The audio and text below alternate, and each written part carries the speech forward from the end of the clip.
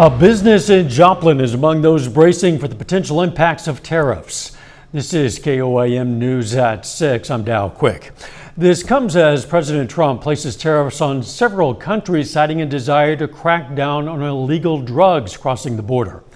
KOAM Samantha Walker spoke with a small business owner who says she was unprepared for these global issues hitting close to home.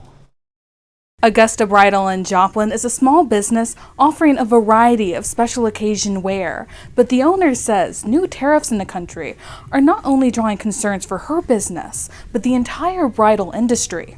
I don't think anybody was prepared for it to be so detrimental. Taylor Augusta Austin says she's been living the American dream for the past 3 years, operating her own bridal shop.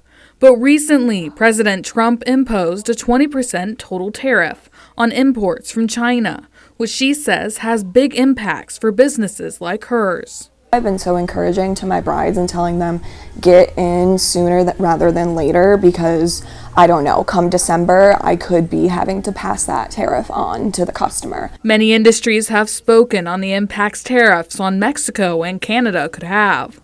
Austin says a lot of products for the bridal industry come from China, and tariffs will have a big impact on price. One of the most expensive items as women we will ever purchase is our wedding gown. 20% on top of that is something crazy. She says while she can understand the need to do more U.S.-based production, the new tariffs came so quickly they didn't have time to prepare. There needs to be structure and a plan in place in order for that change to happen. It just can't happen overnight because it's absolutely taking the small business America away. The U.S. Chamber of Commerce says tariffs are likely to impact not just small businesses, but also customers. In a statement, they say, quote, "Tariffs imposed by the United States are nothing more than a tax increase on American consumers and businesses. They call this the wrong approach, and that tariffs, quote, threaten to derail our nation's recent economic resurgence."